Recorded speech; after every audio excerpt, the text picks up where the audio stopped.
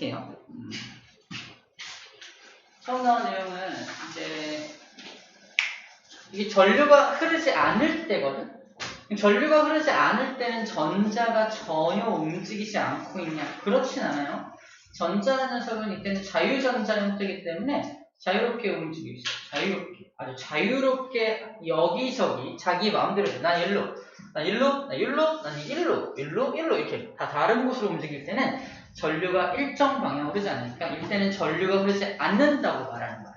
착각하기 쉬운 건 전류가 흐르지 않을 때는 전자가 꼼짝 않고 있다라고 말하면 틀린다는 얘기입니다. 아시겠죠? 전자는 자유전자이기 때문에 스스로 아무데나 움직이고 있다는 이 모습 꼭 기억하고요.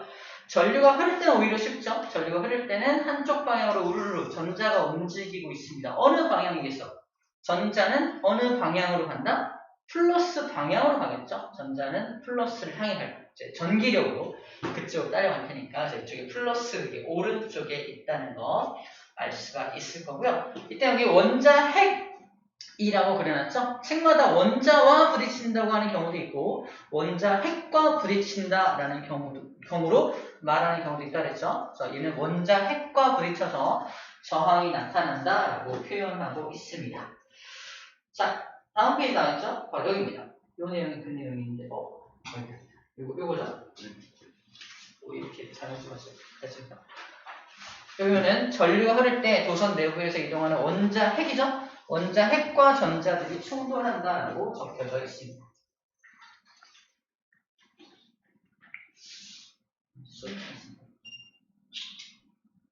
원자 핵과 전자가 충돌하게 되는 겁니다.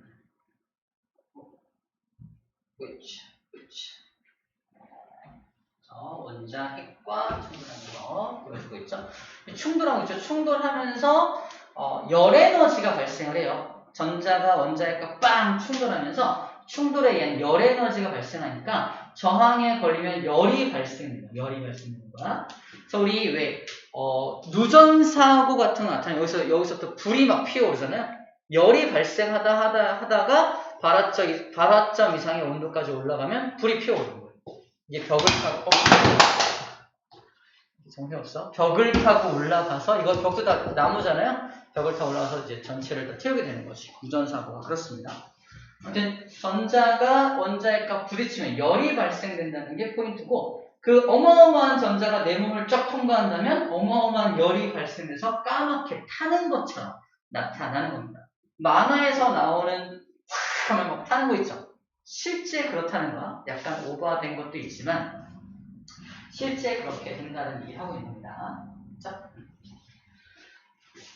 다시 앞장 넘어가서요. 앞장에서 전기 기호를 좀 먼저 볼게요. 전기 기호. 건전지 아까 봤죠? 건전지 이쪽이 플러스고요. 이쪽이 마이너스고 스위치라는 게 있어요. 우리 초등학교 때 시험할 때는 이렇게 스위치 누르면 도선이 연결돼서 전류가 흐르고 스위치를 열면 전류가 흐르지 않죠? 이걸 스위치라고 불러줍니다. 전구는 이렇게 표현합니다. 전구 이렇게 표현을 기호를 이렇게 표현을 하고요. 저항은 이렇게 표현을 해요. 약간 필라멘트 같은 느낌으로 표현을 해주고요.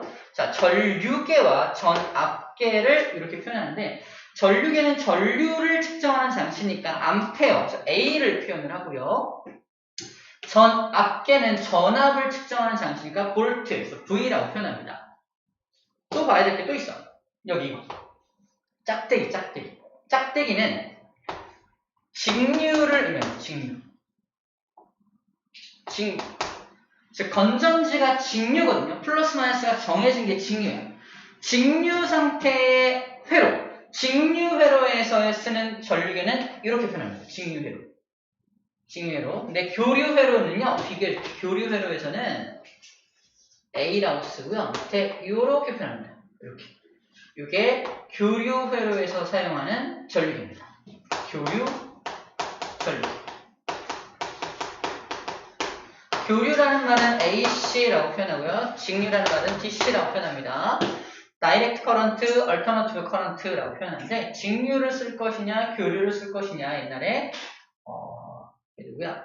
에디슨하고 누구죠? 테슬라인가요? 에디슨과 테슬라인가요? 둘이서 교류를 쓰자, 직류를 쓰자 둘이 이제 충돌을 했던 사건을 그린 영화도 있죠. 커런트 워라는 영화 있습니다. 그 닥터 스트레인지 나오는 닥터 스트레인지가 주인공이야. 되게 재밌어요. 커런트 워 사건. 커런트 워. 커런트가 이거죠. 이게 커런트죠. 커런트 전쟁. 전기에 관련된 아주 걸작품 영화예요. 재밌어요. 저는 재밌게 봤어요. 아무튼 이런 영화가 있어요. 교류 종류에 대해서는 정확하게 그걸 보면 더 잘 알 수가 있고요. 어쨌든 플러스 마이너스가 정해져 있는 게 직류, 플러스 마이너스가 수시로 변하는 거. 플러스 마이너스가 수시로 변하는 게 교류입니다. 그때 교류를 측정하는 전류계와 직류를 측정하는 전류계의 기호가 조금 다르다는 거. 이건 마찬가지로 찍 그어져 있으니까 얘는 직류에 사용되는 전압계가 되겠죠. 이런 정도 일단 정리하고 넘어가면 되겠습니다. 이렇게 쓰는구나 라는 거고요. 자, 그 다음 봐야 될 그림이 이거 꼭 나오는 그림이죠. 비교하는 거. 봐봐. 건전지가 전압을 발생을 시킬 거고요. 그때 어디가 플러스인지 모르겠는데 어쨌든 전류가 흐르겠죠. 이렇게 합시다. 전류가 흐른다 칩시다. 전류라는 게 흐를 거고 전류가 흐르면서 전구를 켜죠. 전류가 흐르는 목적이 전구에 불을 켜기 위함이라고 해석해 주면 돼요. 스위치는 그거를 껐다 켰다 할 수 있는 것들을 말하죠. 그리고 전류가 흐르는 이 도선이 전류가 흐를 수 있는 길을 제공합니다.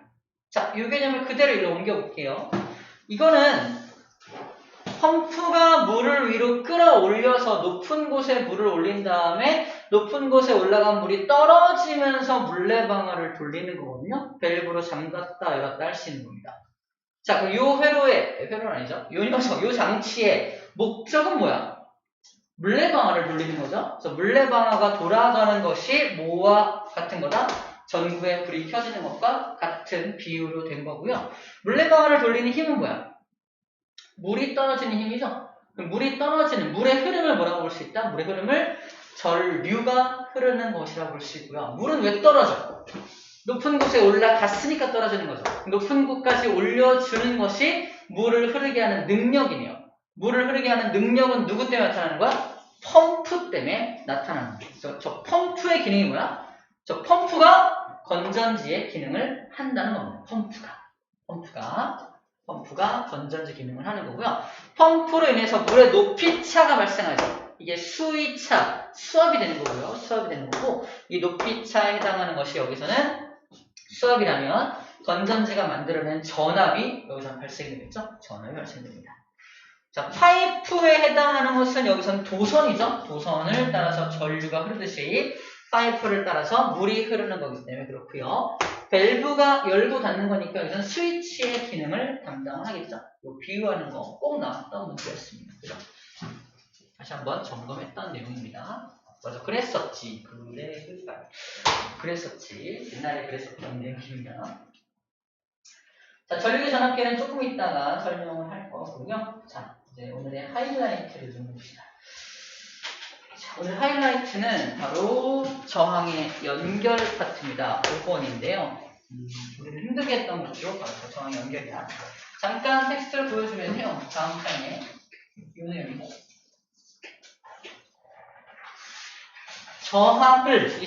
저항을 직렬로 연결할 경우, 회로에 저항을 직렬로 연결할 경우에는 모든 부분이 전류가 다 똑같고 전압은 나눠지고요. 전체 저항은 2를 더해야 됩니다. 이렇게 정리를 합니다. 왜 그럴까요? 이거를 이제 이해할 수 있게끔 또는 어떤 이야기로 설명해 줄 거고요. 저항을 병렬로 연결했을 경우에는 전류가 나눠지고요. 전압은 또 다 똑같아요. 그리고 전체 저항 구하는 건 쟤랑은 좀 완전 다른 형태로 전체 저항을 구하죠. 구하는 방법이 다 다릅니다. 자, 이것에 대한 정확한 이해를 하기 위해서 이제 잠깐 파워어프를 하고요.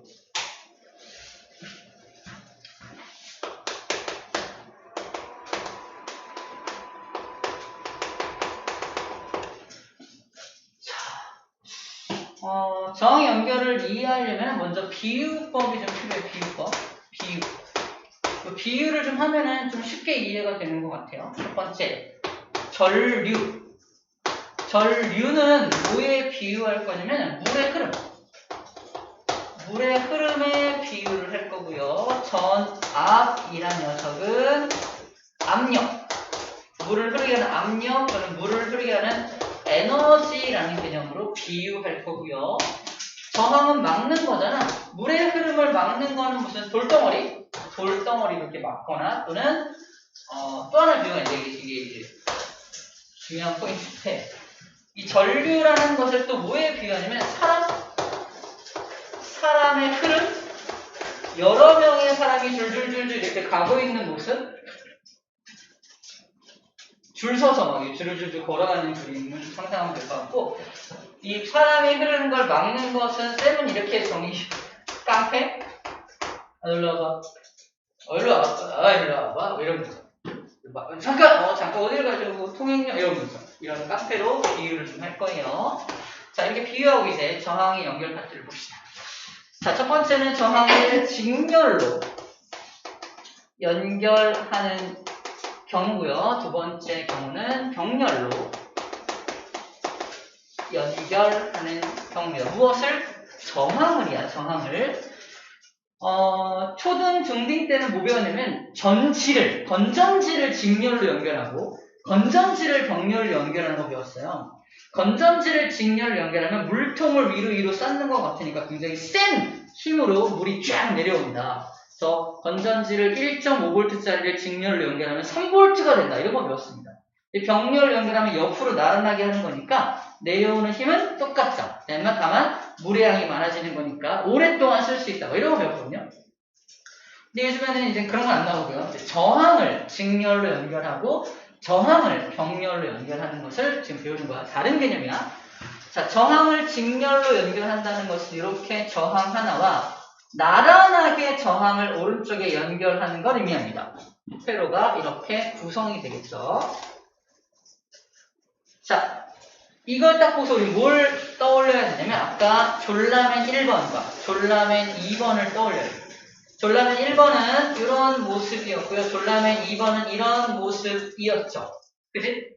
바로 저항을 나란하게 옆으로 연결한다는 건 요 녀석 옆에다가 하나 옆에다 이렇게 연결하는 것과 같다는 겁니다. 그러므로 저항을 직렬로 연결하면 전체 저항은요 커지게 되겠죠. 이 녀석의 저항을 R1, 이 저항을 R2라고 한다면 전체 저항을 R이라고 하거든요. 저항을 구할 때 전체 저항을 R이라고 한다면 전체 저항을 구해라 그러면 둘을 그냥 더하면 됩니다. 그죠?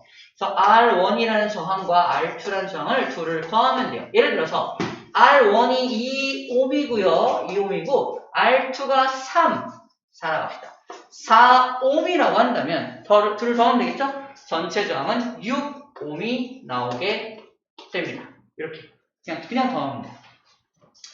어디서 나온 개념이다? 여기서 나온 개념이라는 거예요. 그냥 나란하게 연결한다고 옆에 이어붙이는 거. 길이가 길어지는 셈이 되는 거지. 저항의 길이가 길어지는 셈이 되는 겁니다.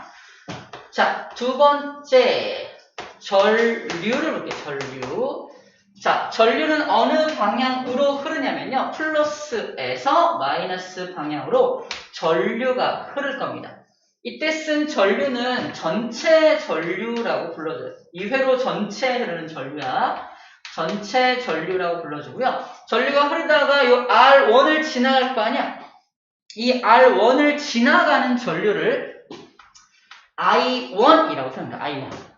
R2를 지나가는 전류를 I2라고 쓰는 거예요. 그냥 거기를 지나가는 전류를 뜻합니다. 자, 그럼 생각해볼게. 여기 이 도선은요. 지금 결국은 한 가닥입니다. 한 가닥. 보이죠? 한 가닥이야. 아까 이 전류를 뭐에 비유하려고 했냐면 물의 흐름에 먼저 비유해 볼 겁니다. 이 전류가 만약에 1톤의 물이 흐른다고 볼게요. 1톤의 물이 출발했습니다. 첫 번째 저항을 지나가는, 여기를 지나가는 물은 몇 톤일까요? 당연히 1톤입니다. 그죠? 저항이 물을 먹나요? 아까 전하량 보조법칙 기억나죠? 물을 먹진 않아요. 그대로 통과시킵니다. 그럼 R2를 지나는 물은 몇 톤이야?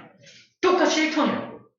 그래서 직렬회로 직렬로, 저항이 직렬로 연결된 이런 회로에서는 모든 부분이 전류가 다 똑같아. 이해됩니까? 그래서 표현할 때 전체 전류나 I1이나 I2나 다 똑같아 라고 말하는 거야. 전류를 물의 흐름에 비유하면 쉽게 이해할 수 있는 부분입니다. 됐죠? 오케이. 세 번째, 전압에 대해서 이해할 거야. 전압.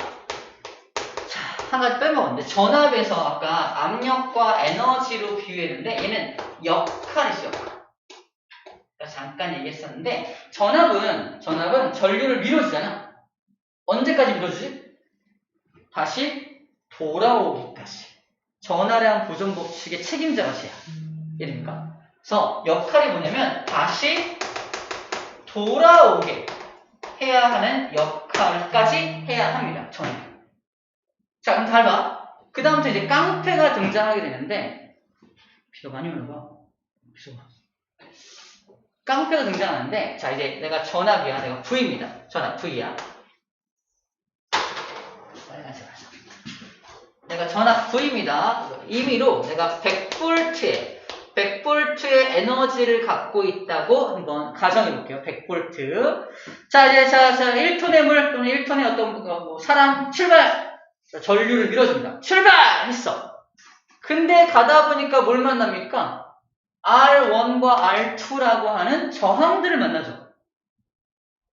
전류는 저항을 만나면 못 가요 이런다고. 그치? 누가 도와줘야 돼? 이 에너지로 도와줘야 돼. 밀어! 다시 말해서 이렇게 생각합니다. 이 에너지를 가지고 할 수 있는 것들은 R1이라는 깡패와 R2라는 깡패를 물리치는 데 이용돼요.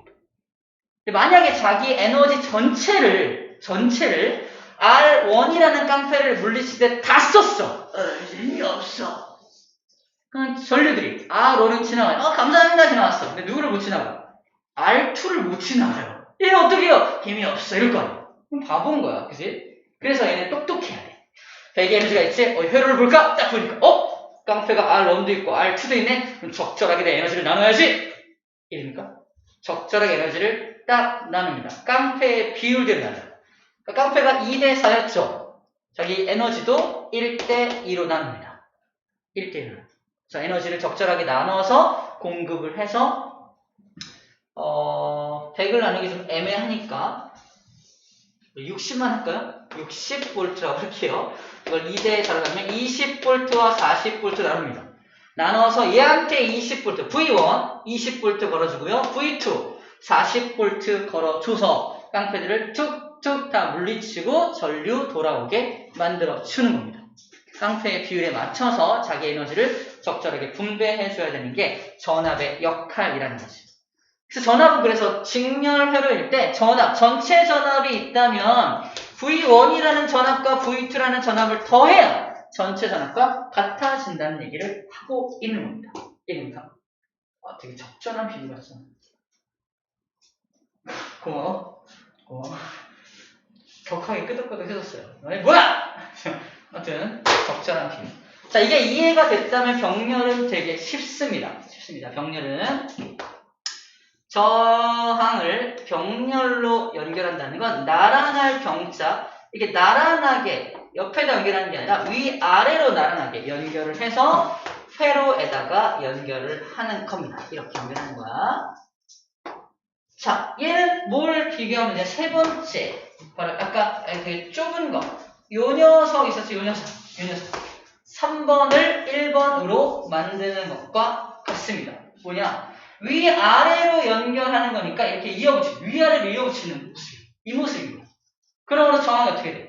오히려 작아집니다. 단면적이 오히려 커지는 어떤 그런 모습을 보여주는 거예요. 그래서 오히려 저항을 병렬로 연결할수록 전체 저항은 계속 작아져. 오메 법칙을 잠깐 적용해 볼게요. I는 R분의 V잖아. 우리 집에서 쓰는 가전제품이 모두 병렬로 연결되어 있는 거야. 지금 빔 프로젝트도 220V를 공급받고 있는 거고요. 이 노트북도 220V를 공급받고 있는 거고, 얘도 다 220V를 공급받고 있는 겁니다. 자, 근데 이런 가전제품들을 잔뜩 연결합니다. 어마어마하게 연결하면 어떻게 돼? 어마어마하게 많이 연결한다는 건 저항을 계속 경렬로 연결한다는 뜻이거든요. 그럼 어떻게 돼? 전체 저항이 겁나 작아지죠. 그럼 전체 전류가 겁나 커지죠. 어마어마한 과전류가 흐르게 되어서 그래서 멀티탭부터 불이 나기 시작합니다. 그래서 이걸 막 문어발식으로 연결하지 말라고 하잖아. 그 이유가 옴의 법칙과 저항의 병렬 연결에 숨어 있다는 거예요. 엄마 왜 이거 문어발식으로 연결하면 안 돼요? 엄마가 그러시는 거죠. 야, 옴의 법칙과 저항의 병렬 연결 때문이야. 엄마가 말씀하시는 거죠. 엄마 똑똑하다. 알았어.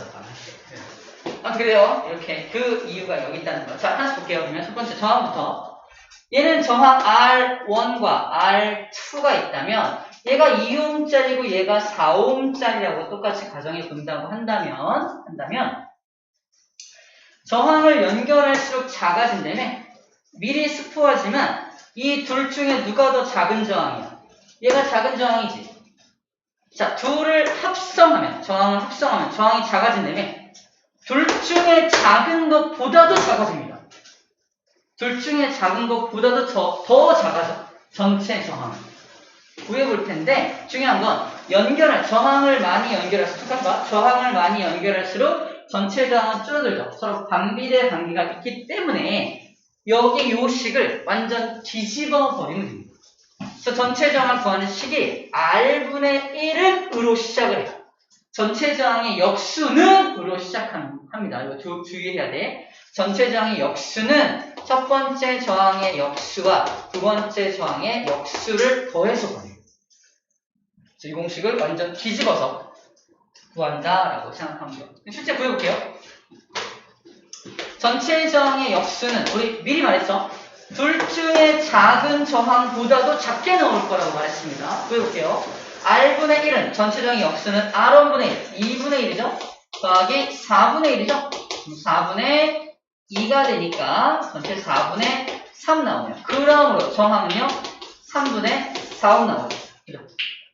2옴보다 작게 나오고 맞네. 이렇게 구해주게 되는 겁니다. 두 번 전류 볼게요. 전류. 자, 마찬가지로 전류가 출발합니다. 전류 출발. 전류를 출발시켰는데 마찬가지로 아까처럼 1톤의 물을 출발시켜 볼게요. 1톤의 물. 자, 출발. 디기디기 출발합니다. 가다가 얘는 쟤랑은 다르게 여기서 문제가 생겨요. 여기서 어떤 문제가 생기죠? 길이 두 갈래야. 그쵸? 길이 두 갈래입니다. 길이 두 갈래여서 위로도 물이 흘러가고 아래로도 물이 흘러가서 물이 나눠집니다. 그죠? 물이 나눠져요. 전류가 나눠진다는 얘기야. 그래서 여기 흐르는 전류를 I1, 여기 흐르는 전류를 I2라고 했을 때 전류가 나눠졌다가 다시 여기서 다시 만나서 1톤이 돌아오겠죠? 그래서 전류가 I1에 흐르는 전류가 얼마고 I2에 흐르는 전류가 얼마냐를 물었을 때 결국 전체 전류를 나눈 값들이 될 겁니다. 그래서 전류는 전체 전류가 있는데 여기서 나눠져 I1과 I2로 나눠져 둘을 더해야 전체 전류가 나와. 얘랑 좀 식이 다르게 나온다는 겁니다. 많이 오는 됐죠? 자, 마찬가지로 이제 세 번째 볼트입니다.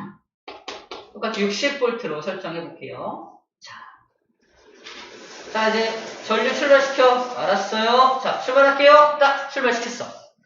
전압이 전류를 출발시켰습니다.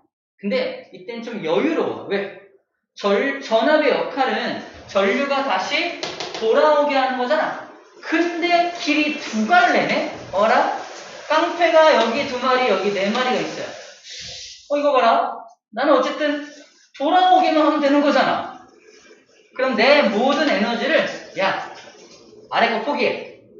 밑에 거 포기하고 저 두 깡패를 물리치는데 집중합니다.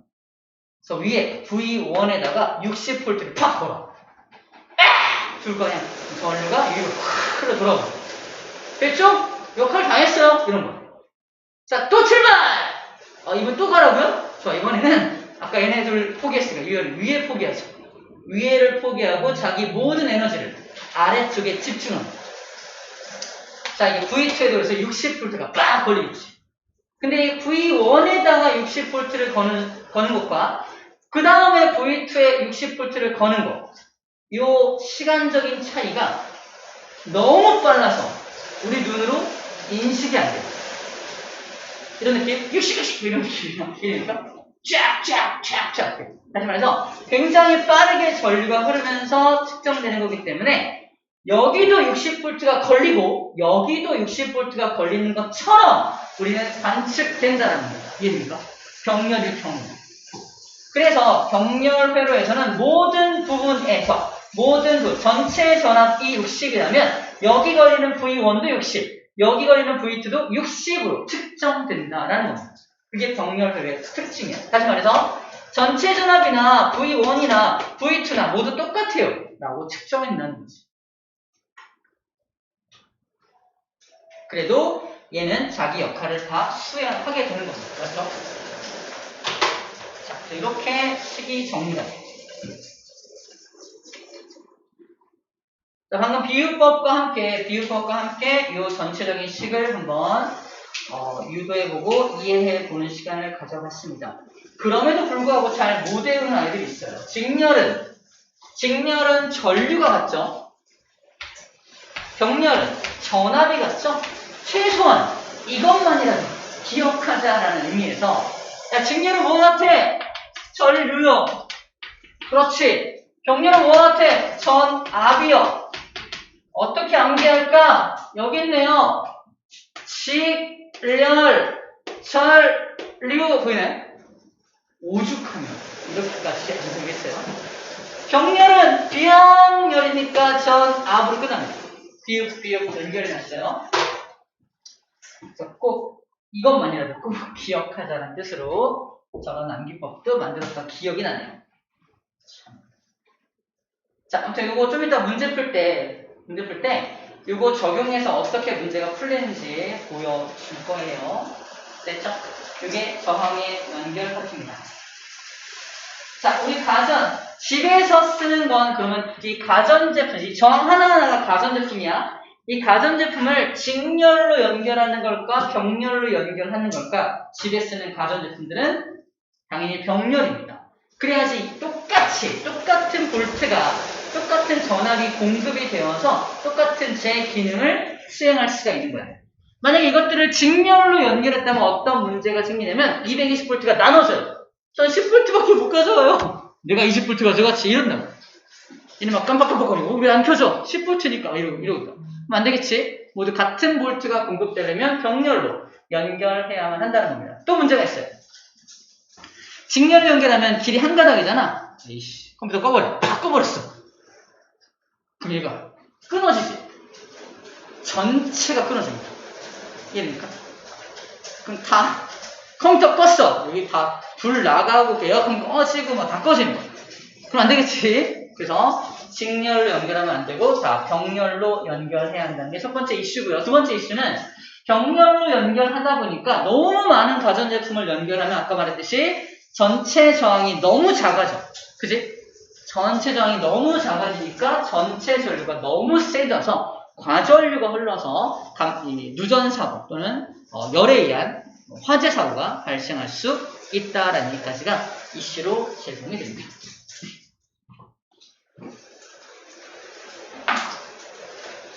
책에 크리스마스 트리 전구 있잖아. 걔는 직렬로 연결되어 있대요.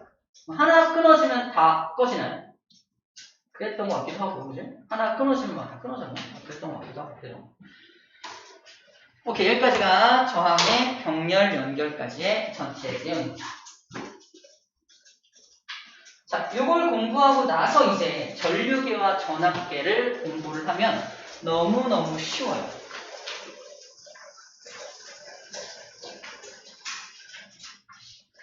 이거 기억하세요?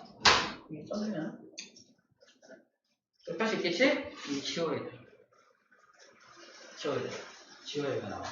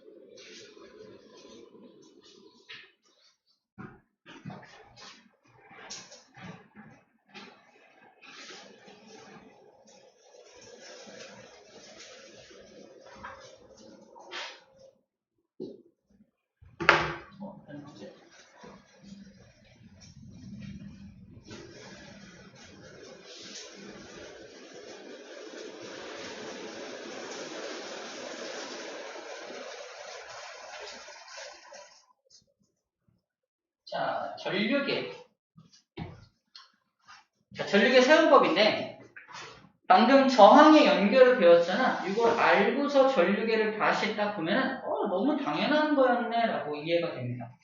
근데 그렇지 않을 경우엔 다 외워야 됩니다. 예를 들어서 전류계는 회로에 꼭 직렬로 연결해야 한다. 플러스는 플러스 단자에 연결하고 마이너스는 마이너스에 연결해야 된다. 전류계는 저항 없이 전지에 직접 연결하면 안 된다. 암기해야 돼요. 근데 이제 방금 얘기했던 세 가지 내용을 이해할 수 있습니다. 보세요. 첫 번째, 전류계의 기능은 그 회로에 흐르는 전류를 측정하는 장치거든요. 그래서 아까 회로 잠깐 그리면 이게 얼마의 전류가 흐르지? 전류계를 설치할 거야. 설치할 때 모든 부분이 전류가 다 똑같으니까 여기다 설치하면 되지 뭐, 그치? 그럼 얘와 얘는 무슨 연결한 거야, 전부 다? 직렬이죠? 그래서 전류계는 직렬로 연결하면 됩니다. 만약에 전류계를 병렬로 연결해봐. 여기 흐르는 전류 I1을 알고 싶어. 전류계를 이렇게 연결했어. 오케이. 어떻게 될까? 전류가 흐르다가 뭘 만나? 두 갈래 길을 만나요. 그래서 위로 흐르는 전류 따로, 아래 흐르는 전류 따로. 그래서 위로 흐르는 전류만 측정합니다. 뭐 하는 짓이야? 그치? 여기 I1이 흐르는 전류 측정하고 싶다면 그러게요. 그럴 거 아니에요. 그래서 절대 병렬로 연결하면 안 된다는 말을 하고 있는 겁니다. 그래서 얘는 항상 직렬로 연결해야 한다는 얘기를 하고 있는 거예요. 나머지 똑같아요. 플러스 단자가 있고 이게 세 가지 마이너스 단자거든요. 플러스는 따라가서 플러스 연결해야 되고요. 마이너스는 마이너스 연결해야 돼요. 뭐 당연한 얘기입니다. 이거는.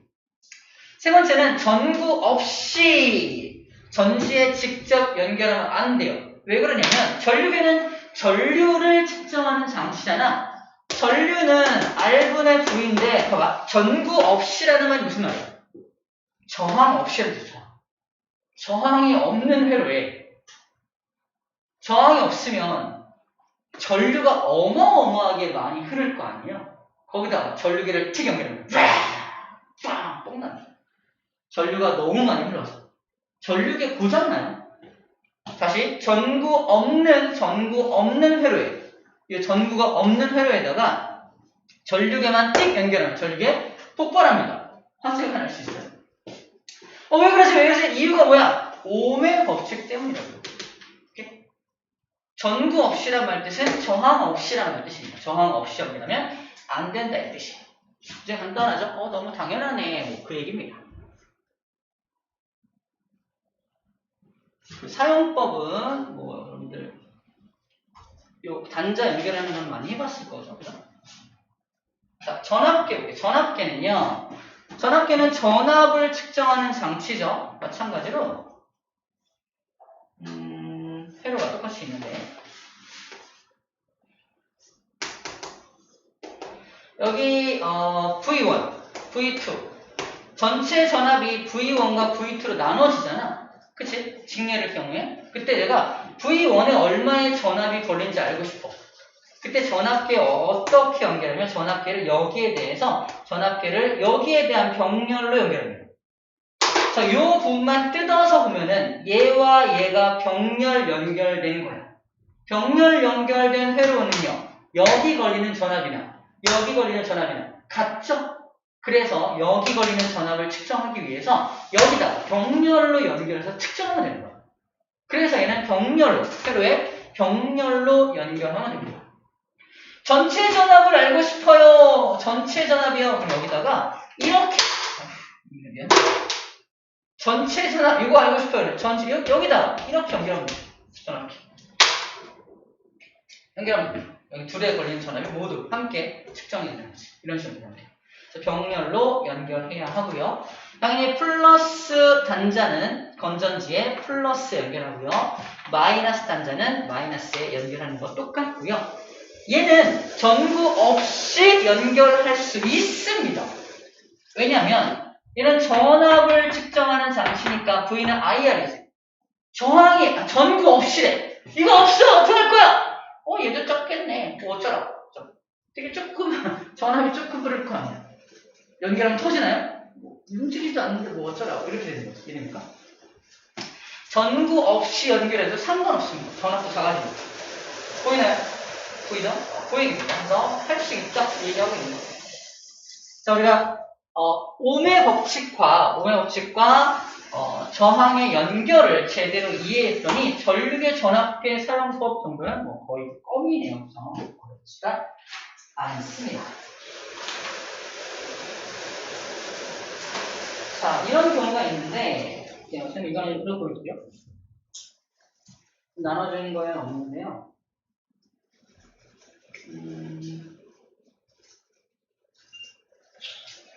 예를 들어서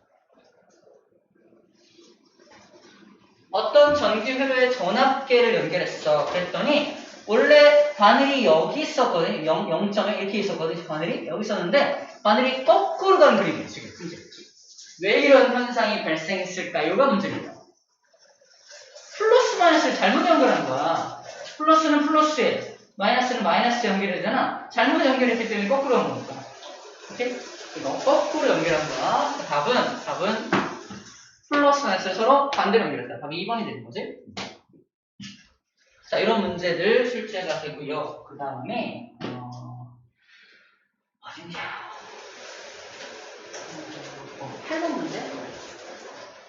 자, 이거 봐. 이게 어떤 전압계의 눈금을 나타낸 것이다. 자, 전압계에 이렇게 플러스 단자가 1개 있습니다.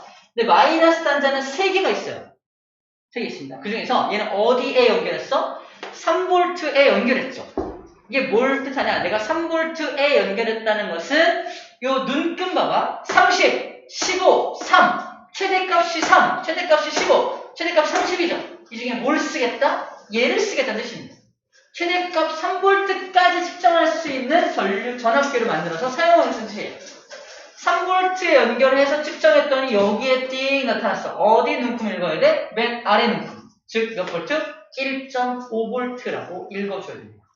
1.5V라고 읽어주는 거예요. 답은 2번 1.5V입니다. 자, 만약에 이것을 여기 연결하지 않고요. 30V에 연결을 해서 측정했더니 이렇게 나왔어. 그럼 몇 볼트를 읽어야 돼? 맨 위에 걸 읽어주니까 15V라고 읽어줘야 하는 겁니다. 또 하나 이슈. 있었네.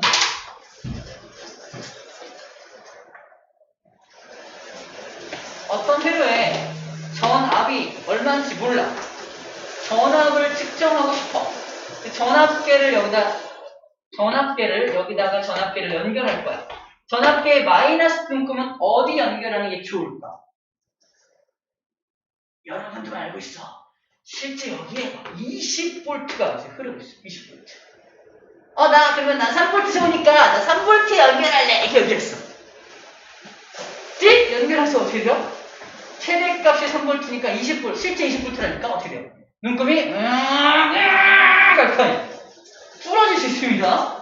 전압계 고장납니다. 이상하다. 내가 3V 좋아해서 여기다 연결했는데 좋아한다 연결하는 게 아니야. 이게 정확하게 얼마인지 모를 때는 안전하게 사용하기 위해서는 어떤 값부터 연결하는 게 좋다? 가장 큰 값부터 연결해서 사용하는 게 좋다는 말이 그 말입니다. 이게 얼마인지도 모르면서 3V를 최대값 정하면 어떻게 해? 그지?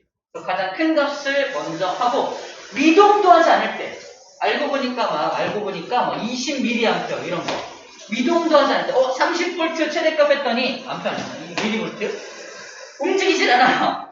점점 아래로 내리고 내려서 측정을 해내는 거예요. 안전하게 사용하는 방법까지 설명을 해준 겁니다. 자, 그런 것만 주의해주면 일단은 될 것 같습니다. 생각보다 시간이 많이 갔는데 이건 그냥 참고로 연습 문제 잠깐 볼게요. 알찬 수업입니다.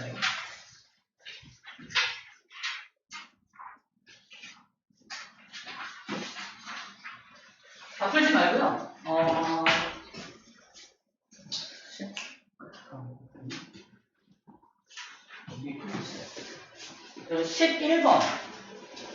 11번, 12번 풀어볼까요? 11번, 12번. 11번, 12번.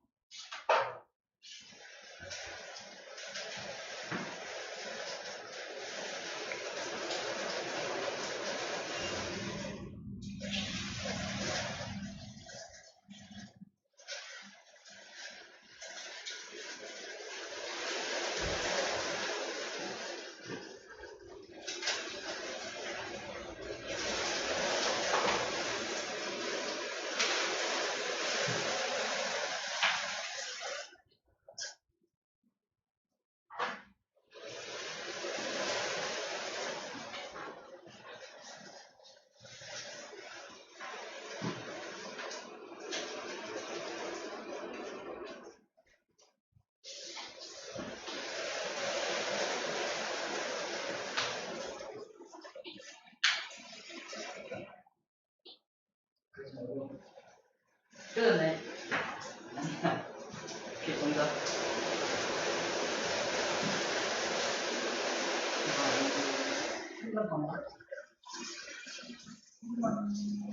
아니야. 11번 정답.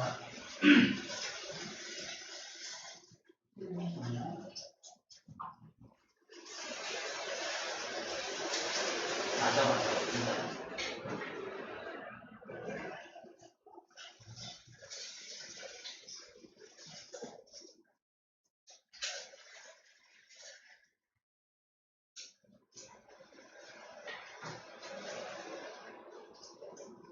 고민돼?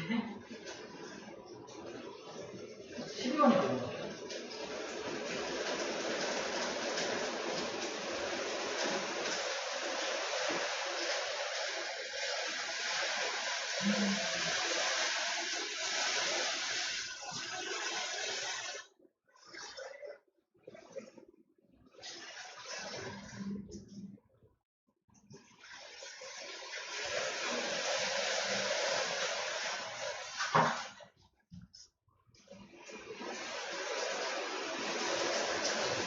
이거 어렵네요.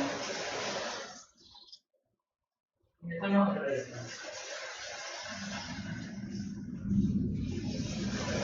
이거는 아니야, 진짜. 안 나와. 11번 잘 못하는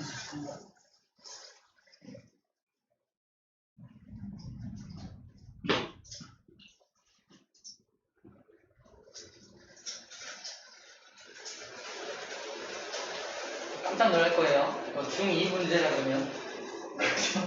깜짝. 중2 문제입니다, 중2 문제. 중2 문제야. 중2 제목이 못 간다는 게 아니고. 이제 뭐 감동도 없고.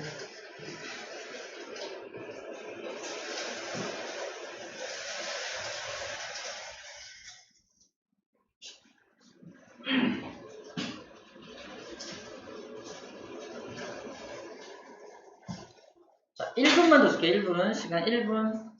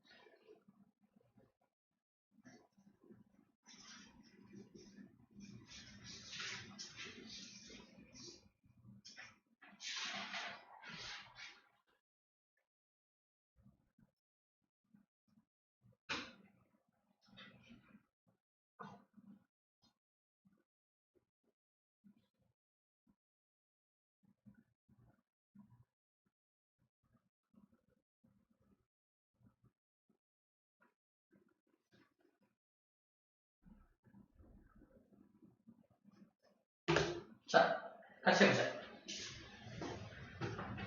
자, 그러면 5옴과 15옴인 저항을 전압이 30V인 전지에 연결한 전기 회로도이다. 전압계와 전류계에 나타나는 값을 써라. 자, 봐봐. 전류계는 지금 여기 연결돼 있잖아. 여기는 전체 전류 값을 구하면 되겠죠? 자, 전류계에는 전체 전류를 구하면 돼요. 그럼 옴의 법칙 쓰면 됩니다. 전체 전류를 구하는 방법도 R분의 V로 구하면 돼요. I는 R분의 V. 이게 저항이 얼마일까?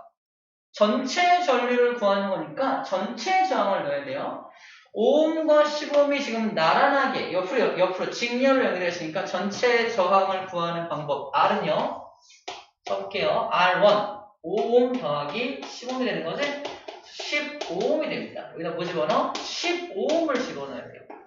여기 전체 전압은 써있죠. 30V라고. 30V를 집어넣으면 2A가 나옵니다. 답은 2A. 어디 갔어? 뭐 한 거지나? 이거 2A. 2A죠? 2A. 전체 전류 2A를 골라주면 되고요. 그 다음에 전압계는 여기 연결돼 있죠? 그러니까 여기 걸리는 부분 전압을 구하라는 거예요. 재밌는 건 부분 전압을 구하는 방법이 두 가지가 있는데 전체를 이용해서 나누는 방법도 있고요. 요 자체만으로도 요 안에서 작은 옴의 법칙이 성립합니다. 두 가지 방법을 다 해볼게요. 첫 번째, 전체로 구하는 방법. 자, 일단 여기 전압을 구하는 거니까 여기 걸리는 V1을 구하라는 거죠. 전체 전압 30이 나눠지겠네요. 몇 대 몇으로? 5대 10이니까 1대 2로 나눠지는 겁니다. 전압이. 그래서 30V를 1대 1로 나누면 10V가 됩니다. 끝. 10V네요. 10V. 답 3번이죠. 전체를 구하는 법. 두 번째 방법은 여기만의 옴의 법칙이 성립한다고 했잖아. V를 구하는 거니까 V는 IR이죠. 그치? 여기에 흐르는 전류는 아까 구했죠? 2A 똑같죠? 여기에 흐르는 전류도 2A, 여기도 2A, 2A잖아. 2A입니다. 저항은요? 5옴이라며 끝! 10V 끝났어. 여기만의 작은 옴의 법칙이 성립하는 걸 이용해서 구해낸 겁니다. 둘 다 답은 똑같이 나와야 해요. 검산할 때 써도 괜찮겠어? 검산할 때 답은 3번이 나오게 됩니다. 되나요? 아하, 그랬었지. 지금 이 문제는 믿을 수 없어. 이렇게 되죠. 자, 바로 12번도 볼게요. 12번이 어려운 거. 자, 저항의 크기가 같은 둘이 같은 저항을 갖고 있대요. 직렬 연결, 병렬 연결한 겁니다. 자, 회로에 흐르는 전류의 세기를 구해라. 전체 전류 비교하는 거 보이죠? 전체 전류 비교하는 거야. 전체 전류. 그러면 전류는 R분의 V니까 자, V는 지금 둘이 똑같은 거 보여요? VV잖아. 뭐만 그럼 비교하면 돼? 저항만 비교하면 돼요. 그죠? 얘는 저항이 2R이잖아. 볼게요. A는 그래서 저항이 R과 R이 나란하게 있으니까 옆으로 직렬 연결되어 있으니까 저항이 전체 2R이죠. 2R분의 V입니다. 이게 전류값이야. B는요? 저항이 얼마일까요? RI 병렬 연결되어 있으면 전체 저항의 역수는 R분의 1을 더하기 또 R분의 또 1이죠. 그죠? 그럼 R분의 2네요. R분의 2니까 전체 저항의 역수가 R분의 2니까 그러므로 전체 저항은 2분의 R입니다. 보이네? 잠시 여기다 뭐 집어넣어야 돼요? 그래서 2분의 R을 집어넣어야 돼요. 2분의 R. 볼트는 똑같이 보입니다. 이게 몇 대 몇이냐 물어보는 거지. 얘와 얘는 그냥 상관하지 않으면 되고요. 얘는 2분의 1대 얘는 1이니까 R분의 2가 되겠죠? R분의 2. 얘는 2R분의 1. 얘는 R분의 2. R을 약분하면 얘는 2분의 1. 얘는 2분의 4가 되겠죠? 몇 대면? 1대 4네요. 답 3번. 오케이. 수학인지 과학인지 그죠?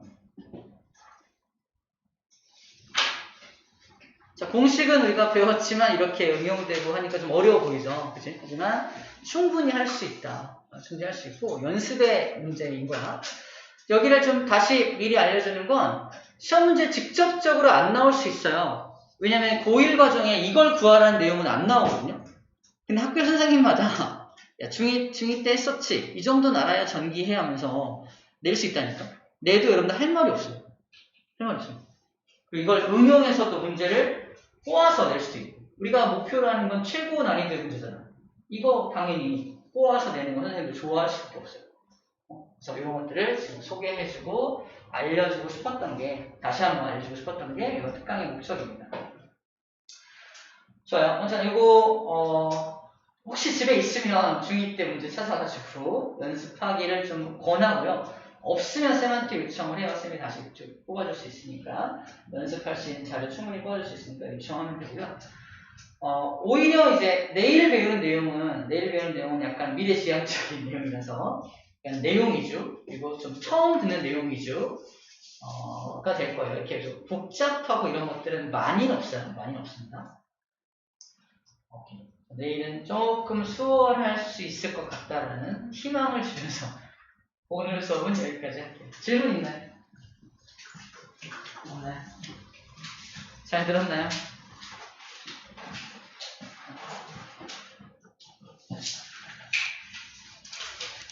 시간 잘 가죠?